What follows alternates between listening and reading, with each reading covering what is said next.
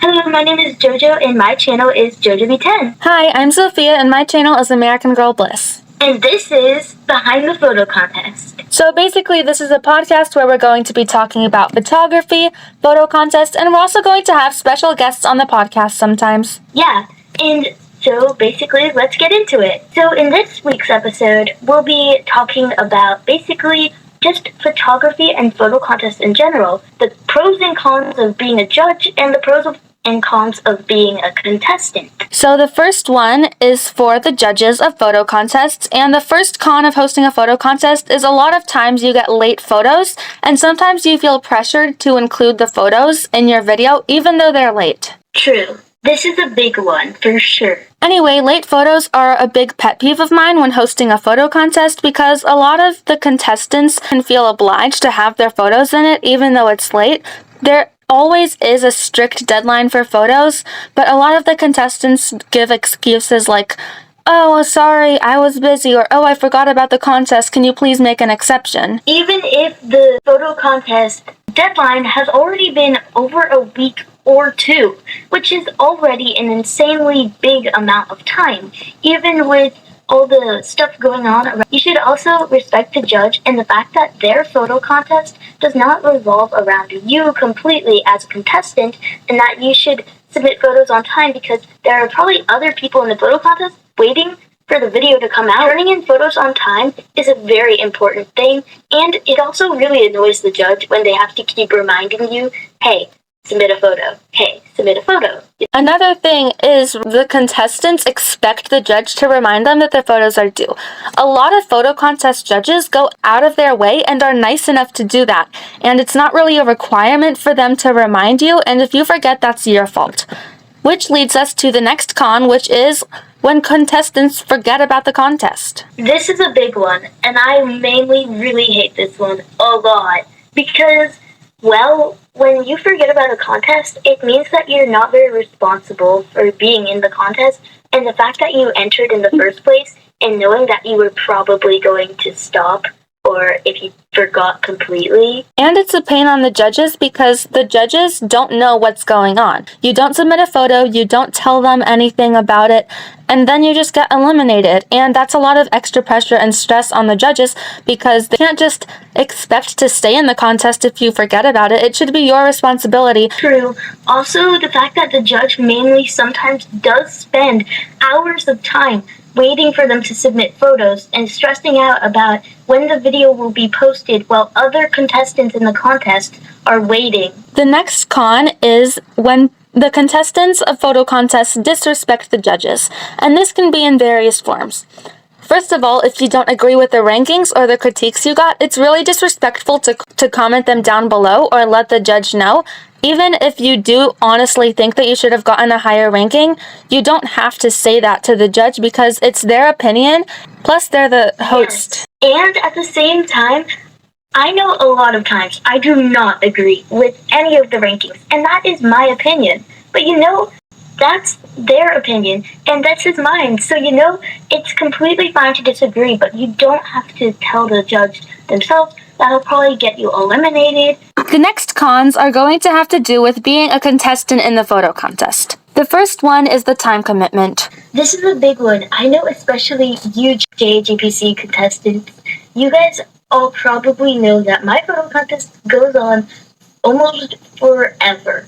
At the same time, I don't want it to be a lot of time, and so basically, this is a big time commitment. And another thing is that you never really know how long the photo contest is going to be because it all depends on how many passes people use, how many get eliminated at a time, and really there's a lot of variables that goes on with hosting a photo contest. So before joining any contest, you have to be prepared that it could go on for at least 6 months. Or even more. Which leads us to the next con of being a contestant, which is keeping track of contests. This basically means, for example, I'm currently in about 5 photo contests, and it's a bit stressful, but I'm not going to leave any because I'm committed to the contest, and I know in the end it'll make me a better photographer. But I still have to keep track of them. So a tip I have of keeping track of all of your photo contests, which is what I do, I keep a notes page in my phone and I write down all of the contests, the themes, and the photos and when they're due. I love that idea. I do that sometimes too. And also, it's a great commitment to make at like a bunch of photo contests. I would not recommend going in more than three though at a time if you are busy because then that's going to be a big commitment. But basically, if you are going to do a lot of photo contests, then that's okay. Just don't disrespect the judge or like forget about it because those two things are very annoyingly hard on the judge. And there's nothing wrong with doing multiple contests. You have to make sure that you can handle it. For example, a few months ago, I was in 11 photo contests, which I'm not going to lie, it was pretty stressful to keep track of the deadlines and the themes, but with that notes page in my phone, I managed to do it, and I learned my lesson never to sign up for 11 photo contests at a time. Yeah, that seems like way too many. Anyway, the next con of being a contestant in a photo contest is disagreeing with the critiques. Yeah, this one, I can definitely say I disagree with critiques in photo contests all the time. Even sometimes when I look back at my old JGPC videos, I won't agree with some of the critiques I used to give them back then, which is probably insane to hear, but really, it's true. And that's also a good sign because it means you're growing as a photographer. I also look back on my old AGBPC videos, and a lot of the times I don't agree with my own rankings or my own critiques, but really these things are all subjective. There's no right answer of which photo is better than another. Yeah, and at the same time, if you disrespect the judge, that's probably going to make them angrier. So we have been saying a lot of negative things about photo contests, but we only have one more con left before we move on to the pros.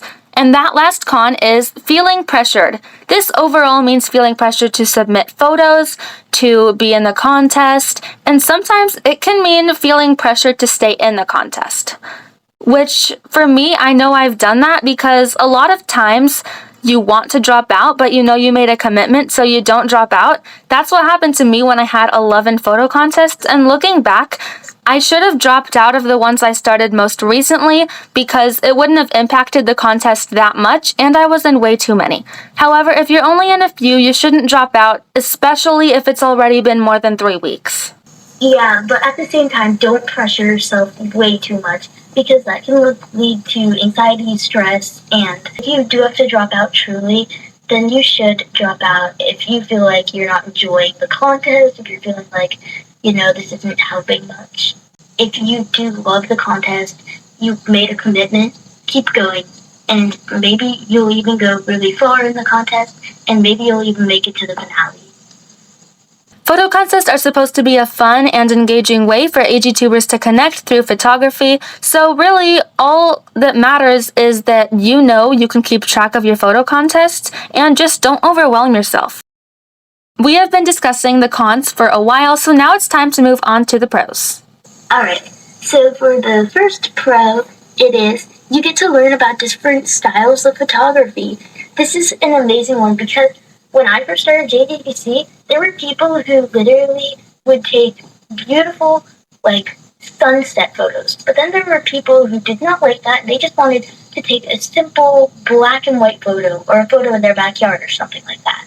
And really, I loved seeing the different creativity. And really, I love it when people think outside of the box for themes and different styles of photography because I get to see what they think of the theme and maybe in a way I would have never thought of before. And usually, each contestant has their own different style of photography or things that are repetitive in their photos. The next pro is getting to see people improve throughout the photo contest. For sure, definitely for beginners in particular, because beginners, they're just beginning and they're getting started, but by the end of the photo contest, if they make it to the end, then they most likely will have amazing photography and they'll be ready for more photo contests. That's one example that I can relate to because JGPC, which is JoJo's contest, was actually my first photo contest ever. And looking back on the first few episodes, that was just the beginning of my American Girl photography journey. So I really didn't know a lot about lighting, shadows, angles, and dolls looking at the camera and things like that. But then I did get to be one of the finalists in JGPC JAGPC, which I was super excited about, and I think that photo contest definitely helped me improve a lot in my photography. I'm so glad to hear that you were able to improve so much. I definitely love hearing that from contestants. And I know in my first photo contest, I was not the best at all, and I was pressured, but now I'm feeling way more motivated and better at photography than before. And that one really can work for hosts and contestants because the hosts get to see their contestants improve, and the contestants really just get to feel proud of themselves at the end of the contests when they look back at their photos before. The next pro is getting to share your knowledge. In photo contests, you don't want to fully show off how much you know about photography, even if you know so little or so much. But definitely people want to hear what they think about their photos most of the time, or else they wouldn't be entering your photo contest in the first place. Sharing your knowledge doesn't necessarily mean you think you're better than the other contestants. It's just because you're the host and they entered your photo contest for a reason. Like JoJo said, they want to hear your feedback and they want to know what they can do better, in your opinion. Even if they don't agree with it, a lot of contestants will appreciate your feedback. You get to see the other contestants improve with your critiques. Yeah, and at the same time, your feedback helps you and contestants, which is really a bonus point. As a contestant, you learn so much about photography. And this pro is really a great one because in the photo contest at the beginning, you might start off not having the best skills, you might not have an editing app, you see the other contestants' photos, you see what the judge is saying to yours, and you really start to understand what you can do in your photos. And then that really takes your photos to another level. I definitely agree. Learning about photography, this really is an American Girl doll photo contest, so most people know about basic things like lighting and shadows and things like that, but there are a lot of things that are specific for AG photo contests and American Girl photos, such as having your dolls look at the camera, having their hair be neat, and making the pose somewhat realistic. So I think that's also a really nice thing to learn about when you're doing specifically American Girl photography. Definitely. Although most of the time, sometimes I don't agree with what the judge is saying. Like, they want their head turned, their eyes brightened, and everything. And really, that can be really unfair sometimes. Especially if you're taking a photo in public, you did not bring a ring light in public or something like that. You don't have all your supplies that you have at home, or you don't have any normally. That's completely fine because really you're taking it in public, or you just don't have the supplies to do it yet. And trust me, one day you will, or not, and that's okay. One example I have of that is my beach photos I took with Joss. If you watch my channel, you'll know I went on a trip with Florida and brought Joss to the beach. And honestly, her eyes are dark, but I think it's not that big of a deal. And the reason why is because I took it at 7 p.m. when the sun is gone. And if I took the photos when the sun was up, it'd be even worse because then the entire photo would be bright and there'd be so many shadows. Definitely. Another example is when Sophie and I went and met up with each other. We were at Rockefeller Plaza in New York City, and New York City is very, it's summer, so it's bright, but then we were taking the photos around 7, 8 o'clock at night, so it's still bright out, but at the same time, there are darkness, especially near the statue, where there were lots of lights, but then there were a lot of dark shadows, and we tried our best to edit our photos, but definitely still entering them into photo contests, we still get critiques to this day saying their eyes aren't brightened, and of course we know, we didn't have all the supplies we needed, and of course editing can't change everything. Anyway, the next pro of being in a contest is you experience a good pressure and drive for better photos. So basically what this means is that a lot of the times you do agree with the rankings. We have talked a lot about how a lot of times you don't agree with the rankings, but there are some really useful tips that you can pick up. And a good pressure for better photos is good because you can be working towards a goal to be a finalist and earn the prize for the contest. So that really drives you and motivates you to do your best each week. I definitely will agree with this because some weeks you will probably not like the theme, but you know what? When you really set a goal for yourself and you know that you want to get to the finale or you want to get to whatever week, like week 5, you keep going, that's definitely something that is good for yourself to set goals and, don't give up. And pressure isn't always bad. There's a bad type of pressure where it's just you're feeling overwhelmed and so much anxiety to submit your photos, but there's also a good type of pressure, especially once you get towards the end of the contest. It's like you feel the energy of the contest and you just really want to do well. And I think that pressure a lot of times is really good because it really motivates you to get to your goal. Definitely. And another con is if you get eliminated, it's not your best week or something. You're just having a tough week. You've probably already taken your pass and you just want to get into the contest and get by the week and everything, but the judge is still pressuring you. Hey, submit a photo, and you're feeling very bad about it, but you don't know what else to do. So you're just submitting a photo that you took, and it's not your best, and you know it, and you get eliminated. This is a hard feeling, and definitely you don't want to ask for extra time most weeks, even when it's really hard. But I do know that if it's not your best week and you were eliminated, just know you tried your best and you really are good at photography. But next week, maybe you can enter another contest and get better or keep practicing at home. Really, you shouldn't feel too bad about being eliminated because I know that the feeling can be really tough and make you kind of upset. But at the same time, most of these photo contests are really small. The contestants themselves aren't like super pros, like 5 hens and a cockatiel and like that level photographers. Most of these are just teenage girls looking to have some fun, connect, and learn more about photography. Yeah, and we're not pros ourselves or anything like that. We're still learning too. We're not like, this podcast is just for fun, like how photo contests are just for fun. We're not going to like pressure you or anything like as judges, but we are definitely just doing this podcast to help you learn more. Also, to learn more about what it's like actually being a judge. You probably never knew about how hard it must be answering emails 24/7 and probably even editing videos week by week by week, even when you don't feel like it. We have reached the end of our list, but I still have a few more points about being a judge. A lot of people don't know the strain of being a judge. Yes, it is fun and you get to see people improve and all of that, but a lot of times you just don't feel like editing the videos and you have to constantly hunt for photos all over the place. And then sometimes, this has happened to me a few times, I forget the contestants' photos in my videos. For example, they submitted a photo and I just randomly forget they submitted one and I don't include them. So then I have to make the video all over again, and that can be really stressful.